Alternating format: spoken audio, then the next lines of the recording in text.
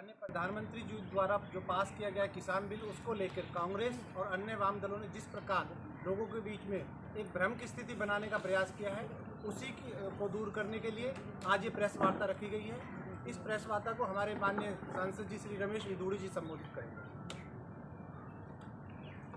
नमस्कार, आपका सबका बहुत बहुत स्वागत है। हमारी पार्टी के जिलाध्यक्ष भाई जगमोहन जी, मुकेश जी, हमारे जो मीडिया का काम देखते हैं, आप सब लोगों को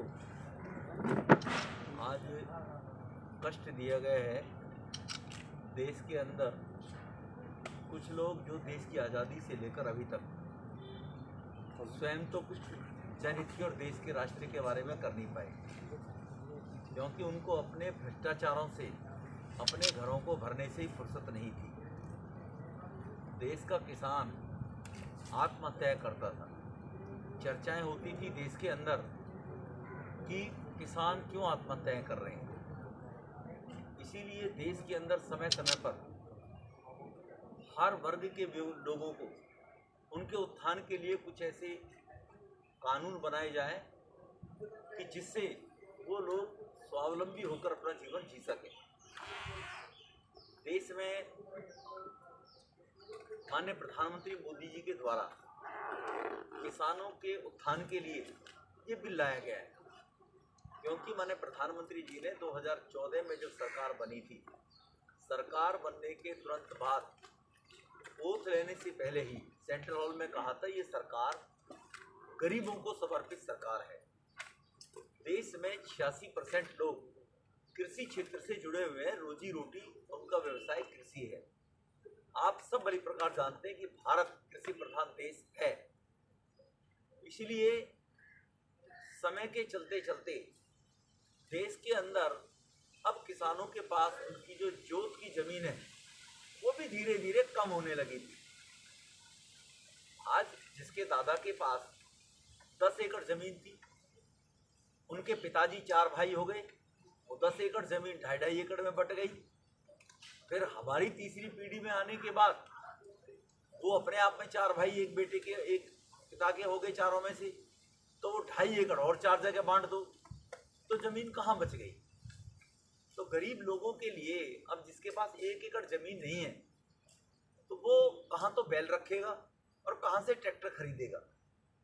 इसीलिए कुछ लोग पलायन करने लगे शहरों की तरफ। नौजवान बच्चे घर का लालन पालन कैसे हो, 1 एकड़ में कैसे गुजारा हो, उनका पलायन शुरू हो गया शहरों की तरफ रोजगार के लिए। 1 एकड़ जमीन या 2 बीघे जमीन या 4 बीघे जमीन में उसका गुजारा हो ना, तो वो जमीन व्यर्थ में बंजर के रूप में गांव में पड़ी रहने लगी, या कहीं ना कहीं बटाई पर गांव में किसी को वो देने लगे, जिनका किसी भी रूप में करार नहीं होता था लिखित रूप से। ऐसा कानून नहीं था जिससे किसान को श्योरिटी मिले कि किसान की उसकी फसल का उपज का कुछ मिल जाए। उसके लिए एक कानून बनाए गए हैं देश के अंदर 3, एक ही साथ में 3 कानून किसानों के हित के लिए बनाए गए थे। पहले कानून के अंदर किसान को ये छूट मिले कि किसान अपनी उपज को अपने मूल्य मिलने के तय तक कहीं किसी भी सूरत में किसी भी रेट में और किसी को भी बेच सकता है। अब वो बाउंड नहीं है कहीं कि बिचौलिया और मंडियों के माध्यम से वो बाध्य है कि उनको फसल उनको वहीं देनी पड़ेगी उसी रेट के ऊपर। दूसरा बिल लाया गया था कि किसान अपनी इस फसल को, ये आपने देखा होगा पुरानी बातें अगर याद करो तो, प्रधानमंत्री की जो कैबिनेट के पास किए हुए अध्यादेश को वो कागजी के टुकड़े की तरफ फाड़ के फेंकता था राहुल गांधी। तो तब 2006 से लेकर 14 तक कांग्रेस के भाइयों से पूछना चाहता हूँ, राहुल जी से पूछना चाहता हूँ, या पंजाब के मुख्यमंत्री जी से पूछना चाहता हूँ, लोगों को भड़का रहे हैं कि आप लोगों ने वो स्वामीनाथन के आयोग की जो रिपोर्ट थी, जो उन्होंने सिफारिशें की थी कि कानून किसानों के उत्थान के लिए ये 200 प्रकार की सिफारिशें की थी, उन्होंने 201 के करीब सिफारिशें थी, जो 2006 से 10 साल तक कांग्रेस की सरकार ने उसको छू कर भी नहीं देखा, क्योंकि उनको फुर्सत नहीं थी कोयला घोटाले से, 2G स्पेक्ट्रम घोटाले से, आदर्श सोसाइटी घोटाले से, कॉमनवेल्थ घोटाले से। वहाँ पर माल को लूटे जा रहे थे बिचौलियों के माध्यम से। राजीव फाउंडेशन के अंदर सब माल को धकेले जा रहे देश के गरीबों के। तो अब इन्होंने तो स्वामीनाथन की आयोग की रिपोर्टों को लागू किया नहीं। इस बिल के अंदर हमारे माननीय प्रधानमंत्री जी ने स्वामीनाथन की जो 200 सिफारिशें थी उन सबको मान लिया किसानों के उत्थान के लिए। मानने के बाद इस बिल को लाया गया किसानों के हित के लिए, जिसमें ये लोग कांग्रेस के लोग और विपक्षी दल जो शोर मचा रहे हैं और लोगों को भ्रमित करने का प्रयास कर रहे हैं, लेकिन भ्रमित लोग हो नहीं रही। आपने भी कई चैनलों में दिखाया है कि रेल की पटरी पर 15 लोग बैठे हैं, 10 लोग बैठे हैं पकड़ी बांधकर, वो कहने कि कांग्रेस के बेचारे बिचौलिए ही हैं, जिन बिचौलियों को इस कृषि बिल के अंदर समाप्त करने का काम सरकार कर रही है, वो कांग्रेस के बिचौलिए ही हैं जो इधर उधर से कांग्रेस के लिए बिचौलिएपन का काम करते हैं। तो वो लोग हैं वो 10 या 15 पटरी पर, वरना किसान इतना कमजोर नहीं है कि अपने हित के लिए अगर वो मैदान में उतरेगा तो 10 या 15 लोग पटरी के ऊपर बैठेंगे। तो इस बिल के अंदर इस प्रकार के प्रोविजन दिए गए हैं जिससे किसान के हितों की रक्षा होगी। दूसरी बात कह रहे हैं कि एमएसपी समाप्त कर दी जाएगी, एमएसपी लागू नहीं की जाएगी। तो इनको कौन बताए? तोमर साहब ने, मंत्री जी ने अभी आपके सामने जो 23 ऐसी फसल हैं जिसकी एमएसपी पहले से डिक्लेयर की जाती है, अगर कपास और गन्ना इनको अगर छोड़ दिया जाए तो एमएसपी पहले डिक्लेयर की जाती है, उनकी एमएसपी डिक्लेयर कर दी। एमएसपी ज्यों की त्यों हर सरकार हर साल इसी प्रकार से मिनिमम सपोर्टिंग प्राइस किसान को उसके अनाज को बेचने की डिक्लेयर करेगी।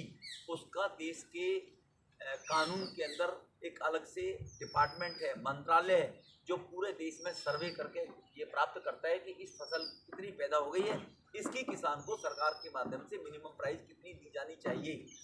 वो उसका एक डिपार्टमेंट काम करता है, वो ऑलरेडी सर्वे करता है, वो हमेशा करता रहेगा और सर्वे करके हर वर्ष प्रतिवर्ष एमएसपी डिक्लेयर की जाती रहेगी। तो एमएसपी भी मना को कह रहे हैं वो लागू रहेगी। मंडियों को कह रहे हैं मंडी समाप्त कर जाएंगी, मंडी क्यों की क्यों रहेंगी जहाँ पर जिस राज्य के अंदर है। लेकिन मंडियों को हटाकर ना हटाकर भी अब किसान बाध्य नहीं है कि जैसे मैंने पहले कहा कि वो केवल मंडी में ही अपनी फसल बेचने के लिए बाध्य रहेगा। अब किसान ऐसा बाध्य नहीं रहेगा। किसान को किसी प्रकार का टैक्स, ऑक्ट्रॉय, चुंगी, कोई किसी राज्य का कर, कोई अब देने की आवश्यकता नहीं। जो मंडियों में 6.5 से 8.5% टैक्स किसानों के द्वारा मंडियों में बिचौलियों के माध्यम से लिया जाता था, उससे किसान को मुक्ति मिल रही है। किसान का ये इस प्रकार का बिल है। लंबी बातें हैं बिल के अंदर सारी, पर 3 बिल है, तीनों मैंने विस्तार से जैसे जानकारी दी है। इस प्रकार में आपको कष्ट दिया गया कि आपके माध्यम से जनता तक ये बात जाए कि स्वामीनाथन आयोग आपकी रिपोर्ट आपने क्यों नहीं लागू की थी। किसान, गरीब से गरीब किसान भी स्वामीनाथन का नाम जानता होगा कि स्वामीनाथन की जो सिफारिशें हैं वो इस किसानों के कल्याण के लिए बनाई गई है। एक रिफॉर्म लाने के लिए कृषि के अंदर, उपज के अंदर एक रिफॉर्म लाया जाए, जो बहुत 40 साल पहले उद्योग के लिए लाया गया था। उससे पहले 1928 में किसानों की कभी अंग्रेजों के ज़माने में लाया गया था। उसके बाद एक बार 91 में जरूर प्रयास किया जब वीपी सिंह की सरकार थी, और उसके बाद भी किसानों के हित के बारे में ये सरकार ने सोचा नहीं था। तो इसीलिए मोदी सरकार ने अब किसानों के हित के बारे में ये बिल लेकर आए हैं।